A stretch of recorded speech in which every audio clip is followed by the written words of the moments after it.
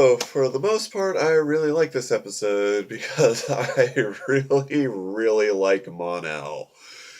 He is so much fun.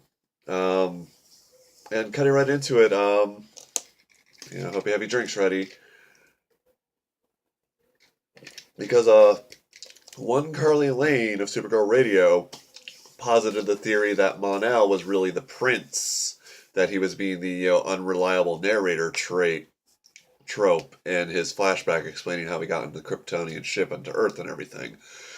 And after this episode, Kara even said it's like he's never worked a day in his life. Oh, it was like he really skirted the line between being super likable and. I apologize if you hear any screaming. My roommate is monitoring the election results very closely. But so yes, that was fun. They really skirted the line between making him just a complete and utter douche, but he was just so charming. And is douche a curse word? I don't know.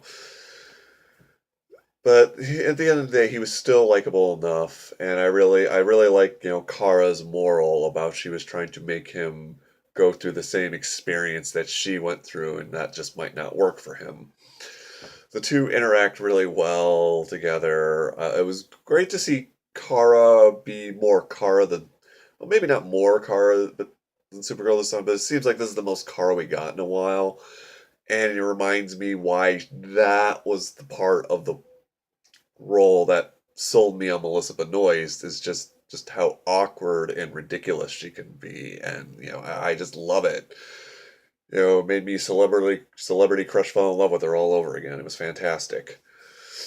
Win really shown in this episode. Ever since the season started, he's been getting more and more scenes with Alex, and they're usually just minor scenes that move the plot along, or in this case, the subplot. I don't know. I really like Alex and Wynn together as sort of like buddies or partners or whatever. So, I'm liking that aspect of the show. I have a feeling that's going to be like the Spider-Man Luke Cage of the series now that, wasn't the interaction they were expecting to work, but at least for me, it's the Spider-Man Luke Cage. And I'm not going into that if so. And this was actually a really good Win episode. I don't know if that was the intended or not, but it just I think this is the most he's done since the show's come back. But even then, he was just really fun in this episode. If nothing else, it revisited the bromance between him and James, which is something I didn't realize I missed because those were some of my favorite moments last season. Is them bonding over their mutual crush on Kara. The whole leave the bottle thing. I really like that. I mean, is they had to do the love triangle. I'm really glad they went that route with it. And I didn't realize I had missed those two interacting until this episode.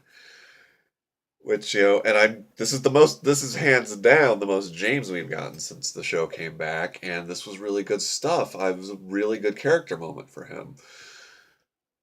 And I'm looking forward to seeing him as Guardian now. I mean, when that was first announced, because, why keep something like that a secret, I was kind of iffy, not so much because I didn't like the idea of Jimmy becoming a superhero, because Jimmy Olsen becomes all of the superheroes. I'm surprised it took him this long to do something with it, honestly. But the fact that I was iffy on him becoming an established character who has his own. Basically, it'd be like if Jimmy Olsen became Spider-Man or Jimmy Olsen became another DC hero. These two characters aren't connected, but they're going to have James take on his identity. That made me kind of but it works for the show. And apparently, I didn't know this. Again, thanks to listening to Supergirl Radio. Guardians, because it's going to be Guardian. I don't even see a point in keeping that a serious secret since there was a press conference about it and everything. Uh, Guardian was in the show last season. The was one of my favorite cameos. Well, not cameo, guest stars, because he was played by the actor who played Pete from Warehouse 13. He was the a-hole general who was best friends with the original Hank Henshaw. apparently his name is Guardian civilian name. I didn't catch that. That came up in one of the episodes of the podcast. And I have a feeling that was just, again, going with the theory that I really can't help believe at this point that CBS was really interfering. Either there's like, okay, either CBS was like, hey, this a-hole general guy you're going to introduce, make him a character. Or they're like, we want to do more comic book stuff, but CBS isn't letting us. Let's just throw in what we can and see what happens. Because, granted, Guardian is not a character I am super familiar with. But every time I've seen him, he's basically been Captain America. He was co-created by Captain America's creator, so I'm not trying to say he's a ripoff, but not only does he have the shield and everything, and I think he's even a World War II veteran brought to the modern time somehow, though I think in this case it's clones. He's been, that typical noble, golly gee, let's drink some milk and watch the papers. That made absolutely no sense.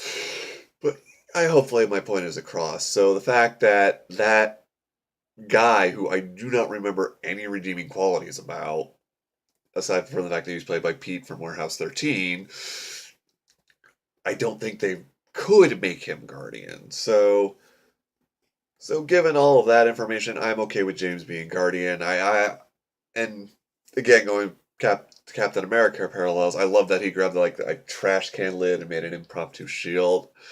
I was like, okay, yeah, obvious reference is obvious, but it worked. I enjoyed it. So I'm looking forward to see where that goes and how they handle that. And I actually got James's frustration. It was a moment where I related to the character because I always feel like I'm the sidekick. I'm the fifth wheel. While my friends are off doing these great, amazing things, I'm just sort of, yeah, I make vlogs and post memes and tell people to feel good about themselves. So, I mean, I get it. I'm not trying to decredit myself, but I can understand where he's coming from because, again, I really miss the interaction between him and Win, but Win says, okay, yeah, you might not be out there in the front line saving the world, but what you do is important. I do appreciate the weight of them destroying James's father's camera. That was a big moment, and I could see that as being the catalyst. But I also feel like they were kind of beating the dead horse. I feel like it was coming off more often than it needed to. So I don't know. But since we're on things that I didn't like as much, I don't want to say I didn't like it. I'm just disappointed. Alex is gay. We all knew this was coming. What disappoints me about it is it wasn't just a big reveal of it. No, let me rephrase that a second. It wasn't just she's gay all along, no big deal. It was, Maggie makes like, oh, I didn't realize you were gay, and then she does some soul searching. I just don't feel that was necessary. I feel like that's a step backwards almost. You get white Christian male here. I don't even know if you can see it, but I have blue eyes and blonde hair. So I am not trying to speak for anyone. My perspective is, not any kind of authority. So please don't flame me for this if I come off as offensive, because I'm not meaning to be. But the whole she has to sit back and realize she's gay and that has to be a plot point doesn't feel necessary to me. It just feels I personally would have liked it so much more if, yeah, Alex is gay. We're not gonna make a thing out of it at all other than she's pursuing Maggie Sawyer, who again is a character I'm really enjoying. That said, it was really well done, really well acted, and really, really well written. Again, from the perspective of white male, blonde hair, blue eyes. I mean, if there's any members of the LGBTQ community who disagree with me, I'm not trying to say you're wrong. I'm not trying to say I'm an authority. Just as a audience member, as a fellow writer, which I have been writing more lately, so I feel better about calling myself that. So So that disappointed me because it wasn't what I wanted from the show. But, maybe there's some closeted girl out there watching this real and Alex is going to be a big moment for her. I'm not trying to take that away. That moment wasn't for me. I'm just like, oh, that kind of disappoints me a little. Oh, Lena Luthor and the Doctor. Let's talk about that because I love both of these characters so much. Again, the greatest strength of this show. It makes even the one episode I don't like worth watching is the cast, and I adore who they cast for these two roles. It's perfection. First of all, I need to talk about the Doctor. One, it was great to see her back, but that moment where she's the thug she's hired to cause all these issues with the alien weapons to prove her point, pulls a gun on her and says, "You're going to do what we want," or what have you. She just cold as ice, just says, "I am not afraid." This big whole speech. And it's fantastic. That was like, she is terrifying, okay? She is the most terrifying TV character in recent memory, at least in the shows I watch.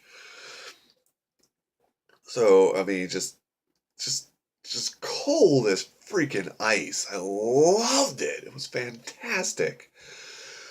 Lena Luthor calling her the favor, but it was not at all sinister. And I just love I'm love that they're building a friendship between her and Kara. It's great. It's very reminiscent of the good parts of Smallville. And as of right now, I'm convinced Lena is well intentioned. She has no evil plans.